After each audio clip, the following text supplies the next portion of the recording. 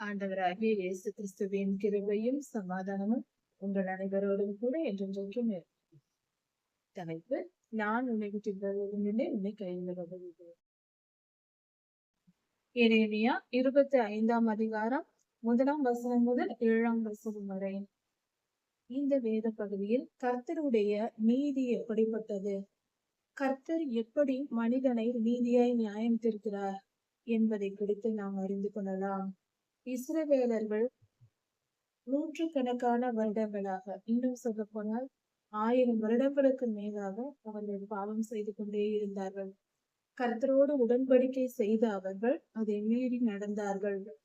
தினம் தினம் தீர்க்கதரிசிகளை அனுப்பி கர்த்தர் எச்சரித்தும், மனம் திரும்புங்கள், நீங்கள் செய்வது பாவம், நியாயத்திற்கு உண்டாகும், தண்டனை வரும், தீமை வரும், நீங்கள் அப்படி செய்யாதிருங்கள் என்று கர்த்தர் எச்சரித்தார். தினம் தினம் தீர்க்கதரிசிகளை அனுப்பி எச்சரித்தார் என்று சொல்லுகிறது. அப்படி செய்தும் அவர்கள் கேட்காமல், கர்த்தருடைய வார்த்தைக்கு செவி கொடுக்காமல் போனார்கள். கர்த்தருடைய வார்த்தையை மதிக்கவில்லை, கர்த்தரை கனப்படுத்தவில்லை, சொன்ன பேச்சை கேட்கவில்லை. சிறு பிள்ளைகளைப் போல. இதில் என்ன கொடுமை என்றால், மனம் திரும்ப அவர்களுக்கு மனம் இல்லை. மனம் திரும்ப வேண்டும் என்ற எண்ணமே இல்லை. திருந்தி வாழ வேண்டும் என்ற எண்ணமே இல்லாமல் அவர்கள் முற்றிலும் எல்லா தீர்க்கதரிசிகளின் வார்த்தைகளையும், கர்த்தருடைய வார்த்தைகளை அவர்கள் உதாசீனப்படுத்தினார்கள், செவி கொடுக்கவில்லை. அதற்கு மாறாக தீர்க்க தரிசனம் சொல்ல வந்த தீர்க்க தரிசனங்களை இவர்கள் கொடுமைப்படுத்தினார்கள், கொன்றார்கள், பல காரியங்களை செய்தார்கள். இப்படிப்பட்ட காரியங்களினால் கர்த்தர் கோபம் கொண்டு இஸ்ரவேலரை நியாயம் தீர்க்கிறார். பாபிலோனின் ராஜாவாகிய நேபுகாத்நேச்சாரிடம் ஒப்புக் கொடுக்கிறார். மனிதன் பாவம் செய்யும் போது, பொல்லாப்பு செய்யும் போது, பொல்லாத மனிதர்களிடத்தில் அவன் ஒப்புக் கொடுக்கப்படுகிறான். நாம் செய்யும் பாவங்களே நமக்கு தீமையான காரியங்களை வரவழைக்கிறது. யூதாவின் ராஜாவாகிய யோயாக்கீம் அரசாண்ட 4ஆம் வருஷத்தில், நேபுகாத்நேச்சார் தம்முடைய ஆட்சியின் 13ஆம் வருஷத்தில், இந்த வருடத்தில் யூதாவின் ஜனம் அனைத்திற்கும் எரேமியாவினால் சொல்லப்பட்ட தீர்க்கதரிசன வார்த்தைகள் இருக்கிறது. எரேமியா தீர்க்கதரிசி ஐயா கர்த்தருடைய வார்த்தையை சொல்லுகிறார். நேபுகாத்நேச்சார் பாபிலோனில் 13ஆம் ஆண்டு அரசாண்டு கொண்டிருந்தார். யோயாக்கீம் 4ஆம் வருடம் யூதாவை அரசாண்டு கொண்டிருந்தார். அந்த சமயத்தில் இது நடக்கிறது. கர்த்தருடைய வார்த்தை எரேமியாவுக்கு உண்டாகிறது. யூதாவின் ஜனம் அனைத்திற்கும், எருசலேமின் குடிகள் அனைத்திற்கும் அழைப்பித்து அவர்களை ஒன்று கூட்டி அவர்கள் எல்லோருக்கும் சொல்லும்படியாக எரேமியா தீர்க்க தரிசனம் உரைக்கிறார். அது என்ன தீர்க்க தரிசனம் சொல்லுகிறார் என்பதை குறித்து கர்த்தர் என்ன சொன்னார், அதை கேட்டு எரேமியா என்ன ஜனங்களுக்கு சொல்லுகிறார் என்பதை குறித்து இங்கு கொடுக்கப்பட்டிருக்கிறது. கர்த்தருடைய இருதயத்தில் உள்ளது வெளிப்படுத்தப்பட்டிருக்கிறது. கர்த்தருடைய இருதயத்தில் இருக்கிற காரியம் இங்கு வெளிப்படுத்தப்பட்டு சொல்லப்பட்டிருக்கிறது. கர்த்தர் என்ன சொல்லுகிறார், எரேமியா பேசுகிறார் இந்த எருசலேமின் குடிகளிடத்திலும் இஸ்ரவேலரிடத்திலும். என்ன சொல்லுகிறார் என்றால், ஆமோனின் குமாரன் ஆகிய யோகியாவின் 13ஆம் வருஷத்திலிருந்து, அப்பொழுதிலிருந்து 23 வருஷமாக கர்த்தர் தீர்க்க தரிசனம் எனக்கு சொல்லி இருக்கிறார். அதையெல்லாம் நான் உங்களிடம் சொல்லியிருக்கிறேன். நீங்கள் எதையும் கேட்கவில்லை, ஒன்றையும் கேளாமல் போனீர்கள். நீங்கள் என் வார்த்தைக்கு, கர்த்தருடைய வார்த்தைக்கு செவி கொடுக்கவில்லை. நான் சொல்லியதை நீங்கள் ஏற்றுக்கொள்ளவில்லை. 23 வருடம் எரேமியா தீர்க்க தரிசனம் சொல்லி இருக்கிறார். அத்தனையும் கேட்டும் அவர்கள் மனம் திரும்பவில்லை. இதற்கு முன்பும் கர்த்தர் தம்முடைய தீர்க்கதரிசிகளை உங்களுக்கு அநேக பேரை அழைத்து கொண்டு வந்தார் தீர்க்க தரிசனம் உரைக்கும்படியாக. ஆனால் நீங்கள் எதற்கும் செவி கொடுக்கவில்லை. இதற்கு முன்பு சொன்ன தீர்க்கதரிசிகளையும் அவர்களை கொண்டு, தீர்க்கதரிசிகளை கொண்டு கர்த்தர் உங்களிடத்தில் என்ன சொன்னார் என்றால், இந்த தேசத்தில், இஸ்ரவேல் தேசத்தில் நீங்கள் சுகமாய் குடியிருந்து அவனவன் இருதயத்தில் இருக்கிற பொல்லாத பாவமான வழிகளையும் தவறான காரியங்களையும் விட்டு விலகி மனம் திரும்பி பரிசுத்தமாய் இந்த தேசத்தில் வாழ்ந்து நீதியை செய்து நியாயமாய் நடந்து, நீங்கள் அப்படி வாழ்ந்து கர்த்தர் உங்களுக்கும் உங்கள் பிதாக்களுக்கும் கொடுத்த தேசத்தில் நீங்கள் குடியிருந்து நிம்மதியாய் வாழும்படிக்கு கர்த்தர் உங்களை செய்தார். அந்நிய தேவர்களை ஆராதிக்காமலும் அதற்கு பணியாமலும் அப்படிப்பட்ட தேவர்களை உண்டாக்காமலும் இருந்து, நான் உங்களுக்கு தீமையை அனுப்பிவிடாதபடிக்கு, நான் உங்களை தண்டிக்காதபடிக்கு நீங்கள் என்னை கோபமூட்டாமலும் உங்கள் செயல்களினால் என்னை கோபமூட்டாமலும் இருங்கள் என்று கர்த்தர் சொல்லி அனுப்பினார். இத்தனை வருடங்களாக உங்களுக்கு சொல்லி அனுப்பினார். ஆனால் நீங்களோ உங்களுக்கு தீமை உண்டாக, உங்களுக்கு துன்பத்தை வரவழைத்துக் கொள்ளும்படியாக உங்களுக்கு நீங்களே கேடாய் நடந்தீர்கள். கர்த்தர் சொன்ன எந்த வார்த்தையையும் அவர்கள் கேட்கவில்லை. அந்நிய தேவர்களை உண்டாக்காதீர்கள் என்றார். கர்த்தர் சொன்னார், இவர்கள் உண்டாக்கி வைத்தார்கள். பணிந்து கொள்ளாதீர்கள், தொழுது கொள்ளாதீர்கள், செய்வியாதீர்கள் என்று சொன்னார். அதையெல்லாம் இவர்கள் செய்தார்கள். அதற்கு ஆராதனை செய்யாதிருங்கள் என்றார். அதையும் செய்தார்கள். கர்த்தர் எதை சொன்னாலும் அதை மீறி மீறி செயல்படுவது அவர்களுக்கு பழக்கம். நம் வீட்டில் பிள்ளைகள் 2-3 வயதில் பிள்ளைகள் இருந்தால் இந்த விஷயம் நமக்கு சுலபமாக புரியும். அவர்கள் இப்படிதான் செய்வார்கள். நாம் எதை சொன்னாலும் அதை தலைகீழாக செய்வார்கள். இதை செய்யாதே என்றால் அதை செய்வார்கள். இதை செய் என்றால் அதை செய்ய மாட்டார். இந்த 2 வயதிலிருந்து 3 வயது உள்ள குழந்தைகளின் சுபாவம் அப்படி இருக்கும். அது போல இஸ்ரவேலர்கள் இப்படிதான் செய்து வந்தார்கள். கர்த்தருடைய ஒவ்வொரு வார்த்தையையும் மீறி மீறி நடந்தார்கள். இப்படி எவ்வளவோ சொல்லி இருந்தும் கர்த்தருடைய வார்த்தையை கேட்காமல் இவர்கள் மீறி மீறி பாவம் செய்தார்கள். இப்படி நீங்கள் செய்ததினால் வடக்கே இருந்து நேபுகாத் நேச்சார் என்னும் ராஜாவையும் சகல வம்சங்களையும் பாபிலோனின் ராஜாவாகிய நேபுகாத் நேச்சாரையும் அழைத்தனுப்புவேன் உங்களை நியாயத்திற்கும்படியாக. அதிலும் நேபுகாத் நேச்சார் என்னும் என்னுடைய ஊழியக்காரன் என்று கர்த்தர் சொல்லுகிறார். நேபுகாத் நேச்சார் கர்த்தருடைய ஊழியத்தை செய்கிறவர் என்று சொல்லுகிறார். கர்த்தரை சொல்லுகிறார். கர்த்தரை திட்டமிட்டு அந்த ராஜாவை ஏற்படுத்தி இருக்கிறார். நேபுகாத் நேச்சார் ராஜா ரட்சிக்கப்படாதவர், கர்த்தரை ஏற்றுக்கொள்ளாத விக்கிரக ஆராதனை செய்கிற மனிதன். கர்த்தர் சொல்லுகிறார், அந்த மனிதன் என்னுடைய ஊழியக்காரன் என்று. அப்படி என்றால் அந்த மனிதனின் இருதயத்தில் கர்த்தர் தம்முடைய வேலைகளை எல்லாம் வைத்திருக்கிறார். இதையெல்லாம் நீ செய்ய வேண்டும் என்று கட்டளை கொடுத்திருக்கிறார். அதன்படியே அந்த மனிதன் நேபுகாத்நேச்சார் செய்து கொண்டு வந்திருக்கிறார். இதில் மிகப்பெரிய காரியம் என்னவென்றால், நேபுகாத்நேச்சார் ராஜா உலகத்தின் பெரும் பகுதியை, உலகமெங்கும் என்றே சொல்வார்கள், முதல் அரசாண்ட ராஜாவா இருக்கிறார். 126 நாடுகளை நேபுகாத்நேச்சார் ராஜா ஆண்டிருக்கிறார். இந்தியா முதல் எத்தியோப்பியா வரைக்கும், மத்திய கிழக்கு பகுதிகள், ஆசியா கண்டம், ஆப்பிரிக்கா, இந்த பகுதிகள் எல்லாம் நேபுகாத்நேச்சார் ராஜா அரசாண்டு இருக்கிறார். அவ்வளவு பெரிய ராஜா. அவர்களை இந்த தேசத்திற்கு, இப்படிப்பட்ட ஜனங்களை உங்களுக்கு விரோதமாய் நான் அழைத்து கொண்டு வருவேன். உங்களுக்கு விரோதமாகவும் உங்களை சுற்றி இருக்கிறவர்களுக்கு விரோதமாகவும் அவர்களை எல்லாம் அழைத்தனுப்பி, இப்படி அவர்களை வர செய்து உங்களை சங்காரத்துக்கு ஒப்பு கொடுப்பேன் என்று கர்த்தர் சொல்லுகிறார். சங்காரம் என்றால் அவர்கள் இவர்களை கொன்று போடுவார்கள். கர்த்தரால் ஏற்படுத்தப்பட்ட இஸ்ரவேலின் எதிரிகள் இஸ்ரவேலரை அநேகம் பேரை கொன்று போடும்படி கர்த்தர் அனுமதி கொடுக்கிறார். கர்த்தரை இந்நாள் வரை காத்து வருகிறார். ஆனால் இவர்கள் எதையும் பொருட்படுத்தாமல் கர்த்தருக்கு கீழ்ப்படியாமல் அடங்காமல் செய்த பாவத்தின் நிமித்தம் இப்பொழுது கர்த்தருடைய நியாயத்திற்கு வருகிறது. அதன் விளைவாக பாபிலோன் ராஜாவால் கொல்லப்பட போகிறார்கள். இந்த நிலையை கர்த்தர் ஏற்படுத்துகிறார். இதற்கு காரணம் என்னவென்றால், ஒரு தெளிவான ஒரு காரியத்தை புரிந்து கொள்ள வேண்டும். ஒரு மனிதன் பொல்லாத ஆவிகள் இவைகளை ஆளுகை செய்கிற கர்த்தருடைய ஆவியானது. இந்த பூமியில் 3 வல்லமைகள் உண்டு. மனிதனுடைய வல்லமை, பொல்லாத ஆவிகளின் வல்லமை, இதற்கு எல்லாவற்றையும் உயர்ந்த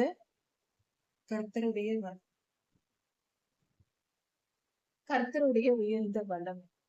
இந்த 3 வல்லமைகளும் இந்த பூமியில் செயல்படுகிறது. இதில் ஒரு காரியம் என்னவென்றால், மனிதனுடைய பூமி இது கர்த்தர் கொடுத்தது, மனிதனுக்காக ஆளுகை செய்ய கொடுத்தது. அதனால் நமக்கு அந்த உலகத்தில் உரிமை உண்டு, சகலத்தையும் ஆளும் உரிமை உண்டு. கர்த்தர் பெரியவர், அவரே சிருஷ்டித்தவர். அவர் நம்மையும் ஆளுகை செய்கிறார். நமக்குட்பட்ட இந்த பூமியை அவர் ஆளுகை செய்ய விரும்புகிறார். நாம் அழைக்கும் பொழுது நம்மிடம் அவர் கொடுத்து விட்டதினால் நாகரிகமாக நாம் கேட்கும் போது அவர் நமக்கு உதவி செய்கிறார். இப்படிதான் நோய்கள் குணமாகிறது, துன்பங்கள் அகலுகிறது. நாம் ஜெபித்து கர்த்தரிடத்தில் கேட்டுக்கொள்கிறோம். ஆனால் இந்த பூமியை நம்மிடத்தில் கொடுத்த போது இதன் அதிகாரத்தை பொல்லாத சாத்தானுக்கு நாம் கீழ்ப்படிந்ததினால், ராஜாவாய் இருக்க வேண்டிய நாம் அடிமைகளாய் மாறி போவதினால், பொல்லாத சாத்தான் வலுசற்பம் ஏமாற்றி ஏவாளம் அவனை பழத்தை சாப்பிட வைத்ததினால், பாவம் இந்த பூமிக்கு வந்ததினால் அவன் இதை ஆளுகை செய்ய தொடங்கிவிட்டான். அவனுக்கு இந்த அதிகாரம் கிடைத்து விட்டது.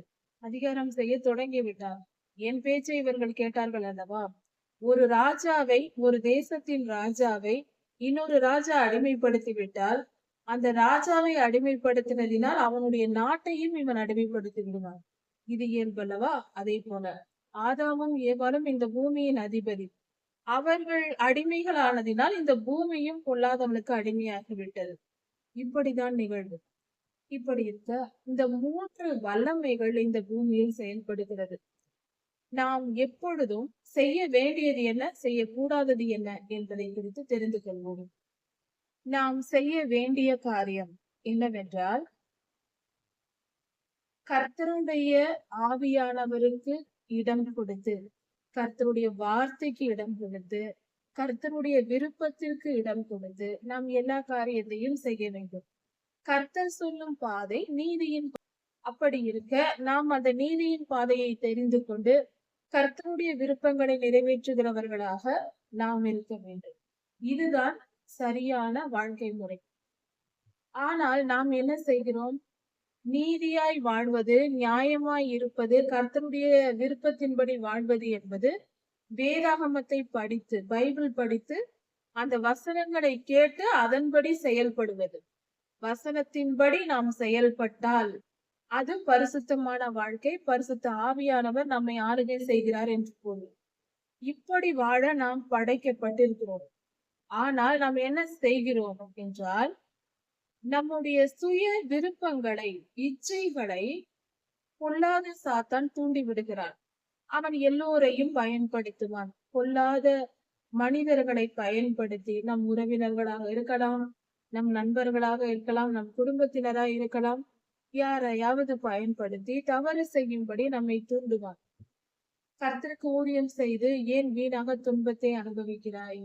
வீட்டில் இருந்து சினிமா பார்க்கலாமே, பொழுதுபோக்கலாமே, சீரியல் பார்க்கலாமே என்று இப்படிப்பட்ட காரியங்களை இருதயத்தில் விதைப்பான்.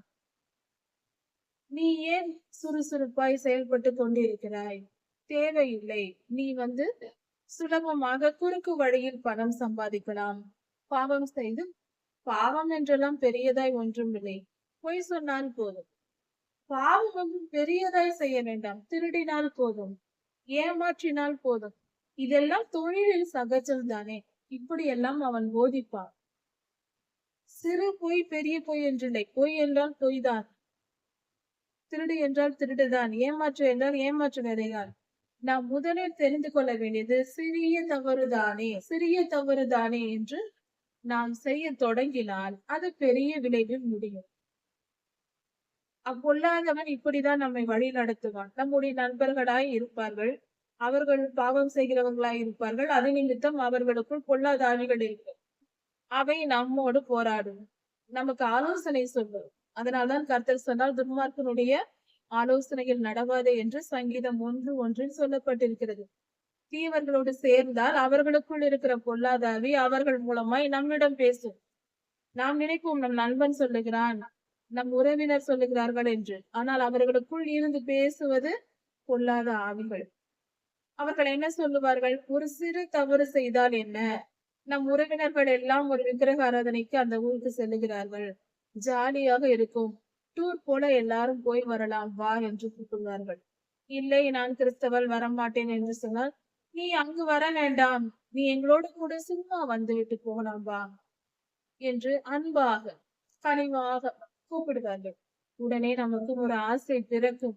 ஆஹா, அந்த ஊரை போய் பார்க்கலாம், இந்த ஊரை பார்க்கலாம், சுற்றுலா செல்லலாம், ஜாலியாக இருக்கும். இப்படியெல்லாம் சாத்தான் வழி நடத்துகிறான். ஒரு இடத்திலிருந்து பொல்லாத இடங்களுக்கு, பொல்லாத ஆவிகள் தங்கும் இடங்களுக்கு போய் நம்மை கொண்டு போய் சேர்க்கும் போது அங்கிருக்கிற ஆவிகள் மூலமாக நம் மனநிலை பாதிக்கப்படும், நமக்கு இச்சை உண்டாகும், சுயநல வாழ்க்கை விருப்பம் வரும், பெருமை வரும், கர்த்தரை விட்டு விலகி போவோம். வேத வசனத்தை தொடவே நம்மால் முடியாது. முதலில் ஒன்று தெரிந்து கொள்வோம். நாம் பரிசுத்தமானவர்களா என்று ஆராய்ந்து பார்க்க ஒரு சிறிய வழி, மிக மிக சுலபமான ஒரு வழி உண்டு. நினைத்த உடனே வேதம் வாசிக்க வேண்டும் என்று நினைத்த உடனே வேதாகமத்தை எடுத்து படித்து அந்த வசனத்தை நீங்கள் புரிந்து கொண்டால் நீங்கள் பரிசுத்த ஆவியானவரால் வழி நடத்தப்படுகிறீர்கள் என்று பொருள். வேதத்தை எடுத்து வாசிக்க வேண்டும் என்று நினைப்பீர்கள், இப்பொழுது வேண்டாம், மாலை வேதம் வாசிக்கலாம். மாலை பார்த்தால் காலையில் வேதம் வாசிக்கலாம், அதிகாலையிலிருந்து நல்லபடியாக வேதம் வாசிக்கலாம் என்று நினைப்பீர்கள். அதன் பின்பு ஓய்வு நாளில் நமக்கு நேரம் கிடைக்கும் போது வாசித்துக் கொள்ளலாம் என்று நினைப்பீர்கள். இப்படியே அது தள்ளிக்கொண்டே போகும், வேதத்தை தொட மாட்டீர்கள். அப்படிப்பட்ட ஒரு மனநிலை உங்களுக்கு இருக்குமானால் கண்டிப்பாக பொல்லாத ஆவி உங்களை வழி நடத்தி கொண்டிருக்கிறது என்று பொருள். நீங்கள் கட்டப்பட்டிருக்கிறீர்கள், அடிமையாய், பொல்லாதவனுக்கு அடிமையாய் இருக்கிறீர்கள், அவன் உங்களை ஏமாற்றிக் கொண்டிருக்கிறான் என்று பொருள். இதுதான் அடையாளம். கர்த்தருடைய வசனத்தை, அவருடைய பரிசுத்த வார்த்தைகளை வாசிக்க பொல்லாத ஆவிகள் விடாது. இதை தெரிந்து கொள்ள வேண்டும். சரி, இப்பொழுது இஸ்ரவேலர்கள் பாபிலோனுக்கு ஒப்பு கொடுக்கப்பட வேண்டிய அவசியம் என்ன என்பதை குறித்துதான் இப்பொழுது நாம் ஆராய்ந்து அறிய போகிறோம். ஏன் இந்த 3 வல்லமைகளை குறித்து பேச வேண்டும் என்றால், இஸ்ரவேலர்களும் எருசலேமின் குடிகளும் யூதா ஜனங்களும் என்ன செய்தார்கள்? பாவம் செய்தார், விக்கிரகாராதனை செய்தார்கள், விபச்சாரம் செய்தார்கள், எல்லா அக்கிரமங்களையும் செய்தார்கள். இதற்கு காரணம் என்ன? அவர்கள் முதலில் பொல்லாதவர்களின் நட்பை வைத்திருந்தார்கள், துன்மார்க்கருடைய ஆலோசனையை கேட்டார்கள்.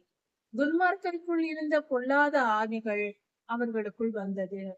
இது நிமித்தம் இது எப்படி நடந்தது, எப்பொழுது நடந்தது என்றால், எகிப்திலிருந்து அவர்கள் புறப்பட்டு வரும் பொழுதே இஸ்ரவேலர்கள் எகிப்தியர்களோடு சம்பந்தம் கலந்திருந்தார்கள், சம்பந்தம் செய்திருந்தார்கள். பெண் கொடுப்பது, பெண் எடுப்பது என்று இருந்திருந்தார்கள்.